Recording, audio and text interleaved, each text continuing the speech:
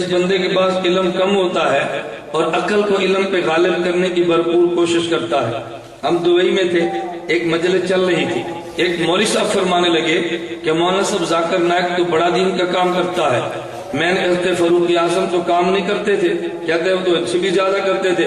تو میں نے کہا ذاکر نائک نے حضرت فاروق اعظم پر اعتراض کیا ہے، اس دین کا فائدہ ہی کیا جس پہ فاروق اعظم پر اعتراض شروع ہو جائے. ذاکر نائک کہتا ہے ہم حضرت فاروق اعظم رضی اللہ عنہ کے فتووں کو چیک کریں گے، دلیل کے مطابق ہو تو مان لیں گے، دلیل کے مطابق نہیں ہوں گے تو ہم چھوڑ دیں گے. فاروق اعظم کے فتوے کو چیک کر رہا ہے. امام ابو حنیفہ کی بات ہے تو ذاکر نائک ایک ہی بات کہتا ہے، کہتے ہیں فقہ حنفی کو دوبارہ چیک کیا جا سکتا ہے. میں نے کہا یہ بات فقہ مالکی کے بارے میں نہیں کہتا، فقہ شافعی کے بارے میں نہیں کہتا، فقہ حنبلی کے بارے میں نہیں کہتا.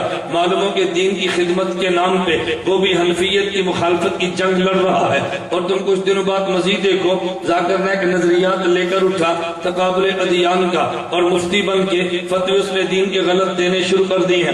ذاکر نائک کا بڑا عقیدت مند تھا. مجھے ایک بندہ کہنے لگا آخر جی ذاکر نائک میں کمی کیا ہے؟ میں نے کہا اس میں کمی تو کوئی نہیں ہے، اس میں خوبیاں بڑی ہیں. مجھے کہتے جی کون سی خوبیاں ہیں؟ میں نے کہا تم مینڈک کھا سکتے ہو؟ مجھے کہتے جی نہیں. میں نے کہا کچھوا کھا سکتے ہو؟ مجھے کہتا ہے جی نہیں. میں نے کہا ذاکر نائک تو کہتا ہے کھا سکتے ہو. کہتا جی کہاں لکھا ہے؟ میں نے کہا میں کتاب دیتا ہوں، سیڑھی دیتا ہوں. ذاکر نائک سے کسی نے پوچھا کہ مینڈک اور کچھوے کھا سکتے ہیں؟ ذاکر نائک فرمانے لگے قرآن کہتا ہے لحمن طریہ، گوشت فریش ہونا چاہیے، خواہ مچھلی کا ہو خواہ مینڈک کا ہو.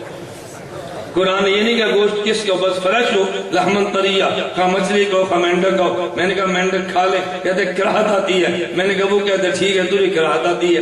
ایک شخص کہنے لگا ذاکر نائک کے بارے میں آپ کی کیا رائے ہے؟ میں نے کہا مجھے بتاؤ آپ جنت میں جائیں اور آپ کی گھر والی کے خامد کوئی اور بنے، تم برداشت کر لو گے؟ کہتا نہیں میری غیرت کے خلاف ہے. تو میں نے کہا ذاکر نائک کی کتاب ہے اسلام میں خواتین کے، اسلام میں حقوق نسواں. ذاکر نائک سے ایک لڑکی نے پوچھا جنت میں مرد جائے گا اس کو تو حوریں کئی مل جائیں گی، عورت جنت میں گئی تو کیا ملے گا؟ کہتے ہیں مرد جنت میں گیا تو جنت کی بنی عورت ملے جس کو حور کہتے ہیں. اگر عورت جنت میں گئی اس کو جنت کا بنا مرد ملے گا جسے حور کہتے ہیں، جسے حور کہتے ہیں. میں نے کہا برداشت غیرت کی کر لیں؟ کہتے ہیں جی نہیں. میں نے کہا وہ تو کہتا ہے کہ جس طرح مردوں کو حوریں ملیں گی عورتوں کو مرد ملیں گے، ان کو بھی حور کہتے ہیں. اور دلیل کیا دی؟ علم دیکھو دلیل کیا. میں نے کتاب کا نام دیا، تم گھر جا کر دیکھنا کہ میں غلط بات تو نہیں کہہ رہا. دلیل کیا دی؟ کہتا قرآن میں ہے زوجناہم بحور عین، ہم ان کا نکاح حور سے کریں گے. اور حور عام ہے، مذکر کو کہتے ہیں مؤنث کو بھی کہتے ہیں. میں نے کہا یار تو کیسا عجیب انسان ہے،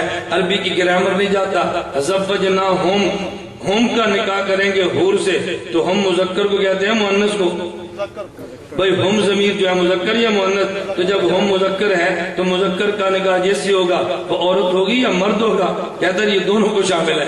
علم اور عقل دیکھو. لیکن چونکہ آپ کے علم میں نہیں ہے، آپ میڈیا کے شیدائی ہیں، میڈیا میں نظر آتا ہے، لوگ اس کو بڑی جلدی قبول کر لیتے ہیں. میں ایک چھوٹی سی بات کہتا ہوں. مجھے جدہ میں ایک ساتھی کہنے لگا ذاکر نائک علماء حق میں کیا فرق ہے؟ میں نے کہا بات سمجھو، جو سرچ اور ریسرچ میں فرق ہے وہ علماء حق اور ذاکر نائک میں فرق ہے.